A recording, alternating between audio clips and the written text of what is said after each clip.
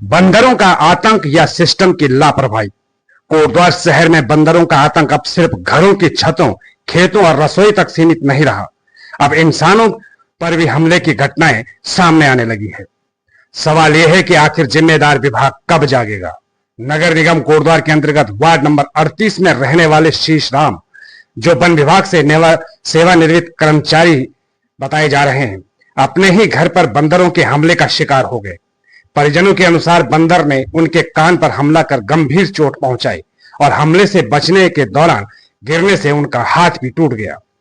स्थानीय लोगों का कहना है कि कोटद्वार में बंदरों द्वारा घरों में घुसकर फल सब्जियां उठा ले जाना, खेती को नुकसान पहुंचाना और लोगों को परेशान करना कोई नई बात नहीं है।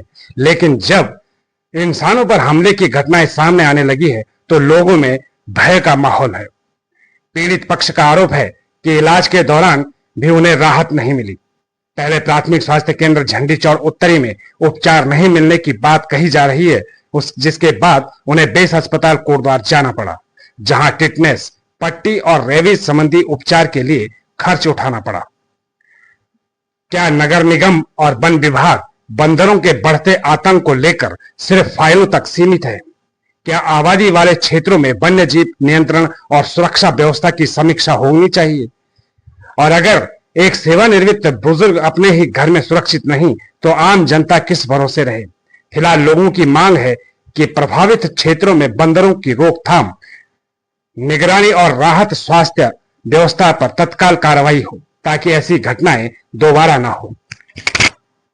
जी 19 तारीख को मैं लेटा हुआ था कमरे में, मेरे को कुछ बाथरूम की शिकायत हुई तो मैं बाथरूम जा रहा था। हमारी दीवार पे एक बंदर बैठा था और बंदर नीचे थे।